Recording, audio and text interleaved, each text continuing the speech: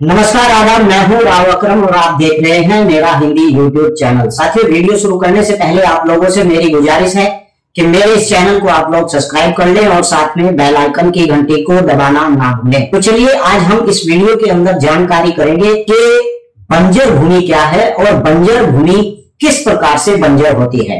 साथियों, इसके बारे में विस्तार से जानकारी करेंगे और उससे पहले आप लोगों को मैं बताऊंगा कि भूमि सरकारी किस प्रकार की होती है और कैसी भूमि सरकारी भूमि कहलाई जाती है। यानी कि अगर आपके पास श्रेणी 1 क को छोड़कर जितनी भी श्रेणी 9 तक की भूमि होती है वह सब भूमि सरकारी ही होती है। विस्तार से जानकारी दूंगा, लेकिन उससे पहले एक बात कहना चाहता हूं कि आप अगर मेरी एक वीडियो देखने के बाद मुझे कॉल करते हैं, हो सकता है मेरी दूसरी वीडियो के अंदर आपकी बात का जवाब हो। आप एक ही वीडियो देखकर मुझे कॉल ना करें, मेरी सारी वीडियो देखने के बाद आपको मुझे कॉल करने की आवश्यकता भी नहीं पड़ेगी। तो साथियों, अगर इस वीडियो की बाबत आप लोगों को मुझसे कोई राब्ता या जानकारी प्राप्त करनी है तो डिस्क्रिप्शन में मेरा मोबाइल नंबर है, आप वहां जाकर मुझे कॉल भी कर सकते हैं। तो चलिए वीडियो शुरू करते हैं। साथियों, आपको बता दूं कि सरकारी भूमि क्या होती है। जिन भूमियों के पट्टे आपको नहीं हुए हैं, अक्सर कर सरकारी भूमियों के ही पट्टे होते हैं, और जो श्रेणी 1 क की जमीन होती है वह भूमिधरी जमीन होती है। लेकिन इसमें क्या तो होता है कि श्रेणी 3, 4, 5 ये 3 श्रेणी ऐसी है जिसके अंदर से नवीन प्रति के पट्टे, बंजर भूमि के पट्टे और जिस प्रकार के भी ऐसे लोग हैं जिनके पास रहने के लिए मकान नहीं है, उस प्रकार की आबादी के पट्टे इन्हीं भूमियों के अंदर से होते हैं। और ऐसी यही भूमि है जिन भूमियों के ऊपर धारा 131 ख के आधार पर मालखाना हक भी दिया जाता है। लेकिन सार्वजनिक उपयोग की भूमि को छोड़कर, कैसी सार्वजनिक उपयोग की भूमि? जो भूमि श्रेणी 6.1 की भूमि है और 6.1 की भूमि के अंदर आने वाली जितनी भी भूमि है वह सब भूमि सार्वजनिक उपयोग के काम में आती है। ऐसी भूमि का पट्टा आबादी के लिए या फिर आपको नहीं हो सकता है। आपको बता दूं कि श्रेणी 7, 8 और 9 यही वर्ग होते हैं जो सरकारी भूमियां होती हैं। वैसे बताने में इसके लिए विस्तार से तो बहुत लंबी चौड़ी बात है, लेकिन मैंने आपको शॉर्ट में बता दिया है इस प्रकार की ये सरकारी भूमियां होती हैं। तो चलिए अब दूसरा टॉपिक लेते हैं कि बंजर भूमि क्या है और इस भारतवर्ष के अंदर बंजर भूमि कैसे अपना रूप धारण कर रही है और किस प्रकार से बंजर भूमि, जो भूमि संक्रमणी भूमिधर थी, जो काश्तकारी भूमि थी, वह बहुत ही तेजी की गति से अब बंजर के रूप में बनती जा रही है। सबसे पहले आपको बताऊंगा कि बंजर भूमि किस प्रकार से बनती है। क्यों आपको जानकारी दूं कि ऊसर बनने के कारण किसी किसी राज्य के अंदर बंजर भूमि को ऊसर भूमि भी कहा जाता है। यानी कि ऊसर भूमि बनने के कारण क्या है? नंबर 1 कारण इसका यह होता है कि जहां पर जल भराव अथवा जल निकास की समुचित व्यवस्था का न होना, वो भूमि ऊसर भूमि के रूप में बदल जाती है। और जहां पर वर्षा का कम, तापमान का अधिक होना, यानी कि वर्षा कम और तापमान अधिक होता है, ऐसी भूमि भी वहां पर बंजर या ऊसर का रूप धारण कर लेती है। और तीसरी बात, भूमिगत जल की ऊंचा होना, यानी कि भूमि का जो जल है वह ऊंचा होना। इस प्रकार की स्थिति में भी वह भूमि ऊसर बन जाती है। गहरे अक्षेत्र के जल रिसाव का होना और वृक्षों का अनाधुंध कटाई करना, भूमि को प्रति छोड़े रखना, यानी कि भूमि ऐसी जो खाली छोड़े रखते हैं वह भूमि भी ऊसर का रूप धारण कर लेती है, यानी बंजर भूमि हो जाती है। भूमि में आवश्यकता से अधिक रसायन का प्रयोग करना तथा कभी जैविक खाद और कंपोस्ट खाद, सड़ी गोबर का खाद और उसके जैसे कि ढांचा और हरी खाद का प्रयोग ना करना, इस प्रकार की भूमि भी बंजर ही हो जाती है कुछ समय के बाद। और पूरे भारत में देखने को आया है, यह बड़ी ही चिंता का विषय है कि भारत के अंदर ऐसी उपजाऊ भूमि लगातार जिसकी गति बढ़ रही है और लगातार ऐसी भूमि बंजर होती जा रही है। चलिए विस्तार से जानते हैं कि यह भूमि कितनी जल्दी और कितनी गति के साथ यह भूमि बंजर का रूप धारण। साथियों, बंजर होती धरती का दर्द है, यानी कि जो भूमि बंजर हो रही है उस धरती का हम लोगों को बहुत ही दर्द है, क्योंकि ऐसी भूमि किसी भी काम के लायक नहीं रह जाती है। और भारत में जहां धरती को मां का दर्जा दिया जाता है, वहीं लाखों हेक्टेयर भूमि और सरकार की उदासीनता का दर्श झेल रही आखिर हम अपनी धरती को लेकर इतने संवेदनहीन क्यों बने हुए हैं। साथियों, भारत की कुल 32 करोड़ 882 हेक्टेयर भूमि में से 9.64 करोड़ हेक्टेयर भूमि यानी बंजर बन चुकी है। बहुत ही चिंता का विषय है। और साथियों, जो कि कुल भूमि का लगभग 29.3% का हिस्सा है, वही 2003 से 2005 के बीच जमा किए गए आंकड़ों को दर्शाते हैं कि उस समय तक 9.45 करोड़ हेक्टेयर भूमि रेगिस्तान में तब्दील हो चुकी है।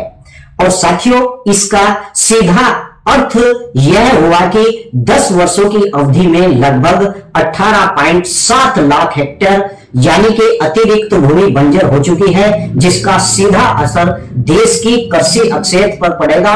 और प्रसन्नता की बात यह है कि भारत सरकार ने 2030 तक 50 लाख हेक्टेयर बंजर भूमि को बचाने का लक्ष्य रखा है। और साथियों, वही उम्मीद है कि आने वाले वक्त में कौन से राज्य में कितना अधिक प्रभावित होगी और आने वाले समय में उसकी समस्या को कैसे निपटा जा सकता है, इसका बहुत ही जो है चिंता का विषय है। हमारे भारत के अंदर जिस प्रकार से लगातार बंजर भूमि को धारण लेती जा रही है। साथियों, भारत में मरुस्थलीकरण यानी कि समस्या बड़ी विकट है, क्योंकि यह न केवल कृषि क्षेत्र को प्रभावित करती है, बल्कि इसका सीधा असर हमारी अर्थव्यवस्था पर भी पड़ता है। और वहीं अभी हाल ही में दिल्ली के स्थित एक गैर लाभकारी संस्था दी एनर्जी एंड रिसोर्स इंस्टीट्यूट ने एक भारत को में मरुस्थलीकरण के प्रभाव का एक आकलन करके अनुमान लगाया था कि इसके चलते देश की आर्थिक जो वार्षिक आय में 4.880 करोड़ डॉलर की गिरावट आ रही है। यानी कि इस मामले के चलते भारत के अंदर जो वार्षिक आय है उसमें 4.880 करोड़ डॉलर की गिरावट आ रही है। और भारत में वैश्विक आबादी का 18% हिस्सा है, वही दुनिया के कुल पशुधन का 15% हिस्सा भी भारत में ही पाया जाता है। यानी मरुस्थलीकरण से निपटना इसलिए भी जरूरी हो जाता है क्योंकि यहाँ कुल वैश्विक जो भूमि का सिर्फ 2.4% हिस्सा भी पाया जाता है। यदि वो भी बेकार हो गया तो भारत में भोजन और अन्य आर्थिक समस्या जो अत्यंत गंभीर हो जाएगी, क्योंकि दुनिया में 19.5 करोड़ कुपोषित लाभ भारत देश में ही है। और वही भारत पहले से ही वैश्विक भूखमरी तथा 1/4 बोझ पहले से ही भारत में 8 राज्यों यानी कि झारखंड में 68.98 और राजस्थान में 62.9 और दिल्ली में 60.6 और गुजरात में 52.29 और गोवा में 52.13 और नागालैंड में 47.45 और महाराष्ट्र में 44.43 और हिमाचल प्रदेश में 43.1 और त्रिपुरा में 43.69 में 40 और 70% भूमि मरुस्थलीकरण का शिकार हो चुकी है। बड़ी ही गंभीर सोचनीय बात है। और साथियों, जो कि बड़ी चिंता का विषय है, वही पिछले 10 वर्षों में देश में 29 में से 26 राज्यों में मरुस्थलीकरण बढ़ रहा है, जबकि केवल उत्तर प्रदेश में 1.27% और तेलंगाना में 0.52 और राजस्थान में 0.29 और ओडिशा में 0.12 में से जो कमी दर्ज की गई है। इस अवधि के दौरान दिल्ली में 11.3 और त्रिपुरा में 10.48 और नागालैंड में 8.71 और हिमाचल प्रदेश में 4.55 और मिजोरम में 4.34 में से तीव्र वृद्धि देखी गई है। यानी यदि इन राज्यों में इसी रफ्तार से मरुस्थलीकरण बढ़ता रहा तो जल्द ही यह पूरी तरह से रेगिस्तान में बदल जाएगा। देश में बढ़ते मरुस्थलीकरण का आखिर जिम्मेदार कौन है, इसी पर ही मैं चर्चा करता हूं। देश में बढ़ते हुए मरुस्थलीकरण का जिम्मेदार प्राकृतिक कारक और मानव कारक हैं। ये दो ऐसे कारक हैं जो देश के अंदर मरुस्थलीकरण को बढ़ावा दे रहे हैं। यानी कि प्राकृतिक कारक क्या है? प्राकृतिक कारक में जल द्वारा किया जाने वाला संरक्षण प्रमुख है। जैसे वर्ष जल और प्राकृतिक कारकों में जो जल द्वारा किए जाने वाला संरक्षण प्रमुख है, जैसे वर्षा और जल और नदियां और के द्वारा किए जाने वाला कटाव, जिसके द्वारा वर्ष 2011 और 13 में करीब 3 करोड़ 61 लाख हेक्टेयर भूमि का जो क्षरण हुआ है, जो कुल मरुस्थलीकरण के 10.98% है, और अन्य कारकों में जो हवा का कटाव है वह 1.82 करोड़ हेक्टेयर या फिर 5.55%, और खारापन अथवा लवण जो 36.7 लाख हेक्टेयर और 1.12%, यानी कि पाले के आधार पर अगर देखा जाए, यह जो पाला पड़ता है उससे 33.4 लाख हेक्टेयर या फिर 1.2%, और चट्टानों का जो टूटना है वह 18.9 लाख हेक्टेयर और या फिर कहा जाए तो